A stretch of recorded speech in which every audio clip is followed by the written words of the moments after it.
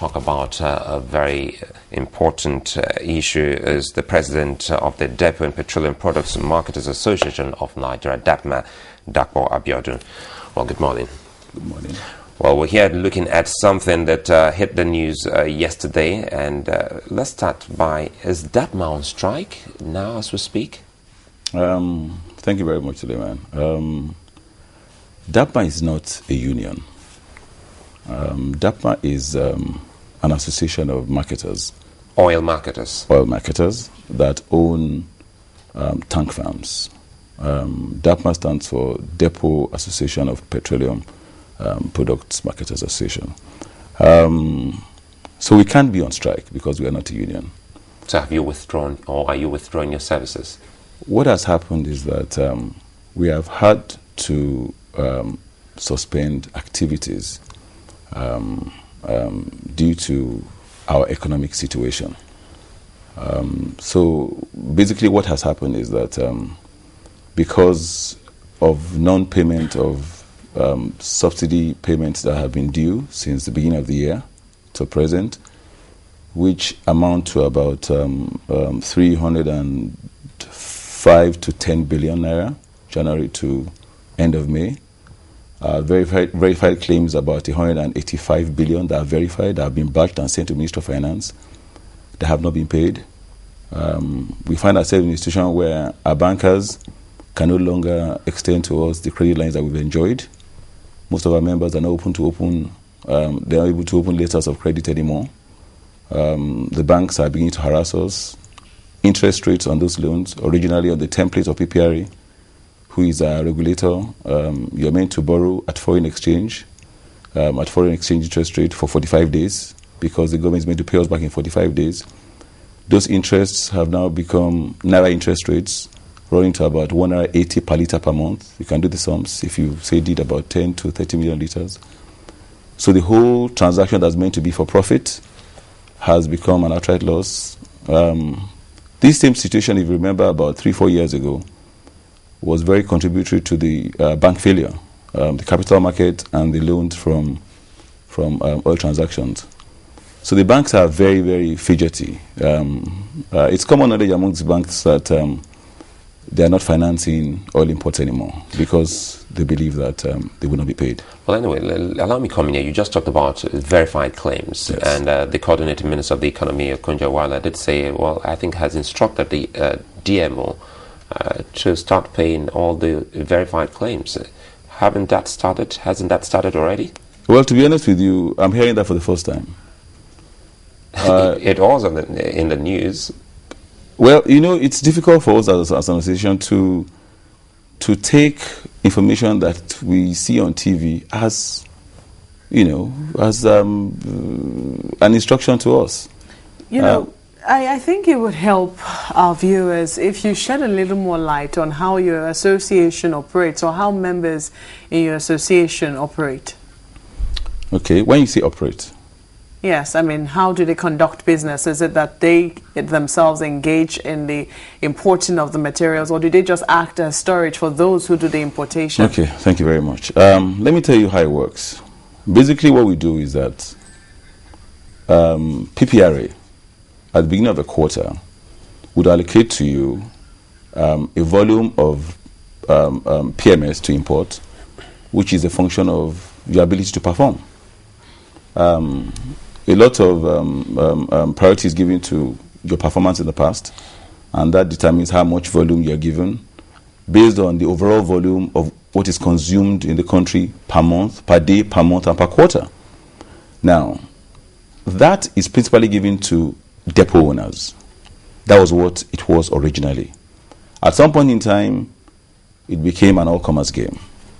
However, I must say that the Ministry of Petroleum has since sanitized the system from last quarter 2011, and they've trimmed down on the number of people that are bringing in products, number of allocations that are being given out, and it's strictly to those that have facilities.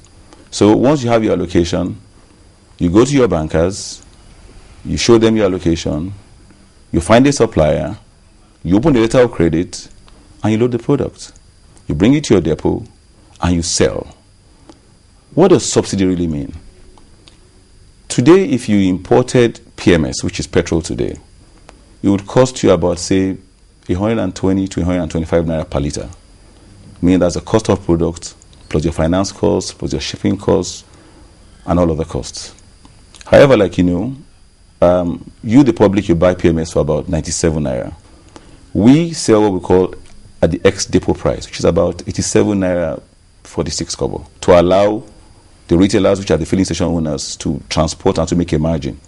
So the difference between the 120, 125 naira and the 86 naira 40 something kobo is a subsidy. Because government says to us, sell at that price, we'll make it up to you the difference between your cost plus a little margin that you're allowed and what you're selling. So it is that shortfall that we apply to government for. And what does government do? Before you discharge, when your ship arrives at your jetty, you inform PPRA. PPRA actually now has to allow you to discharge.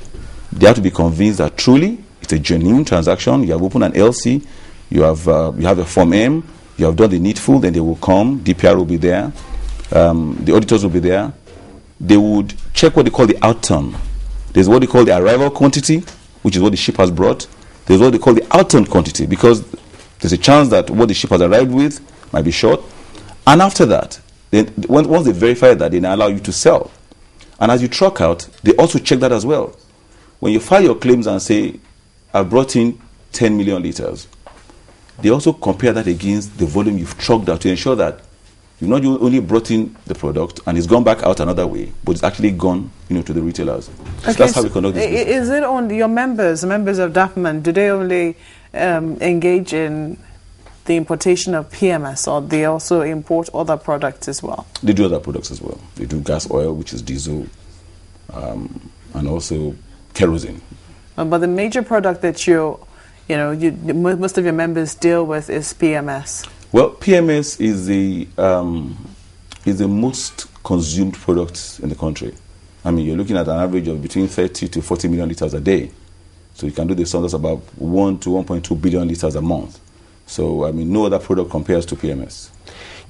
Going through all of that, all of the statements, I'm trying to look at verified claims, which the Federation Accounts Committee, FAC, talked about, and they said that payment has already started. We are in July, the tail end of July, but they said payment started in June with the total amount of 17 billion being made. Aren't you aware of this particular payment which started in June to your members of so other marketers? If you say it's not an association, it's quite difficult for us to call DAPMA one now. But some other oil marketers, I think by now they should have been paid, since this is the tail end of July. Well, let me explain. We have DAPMA, which is the depot, owners. We also have MOMAN. MOMAN is a major marketers association of Nigeria, where you have your Total and your Mobil.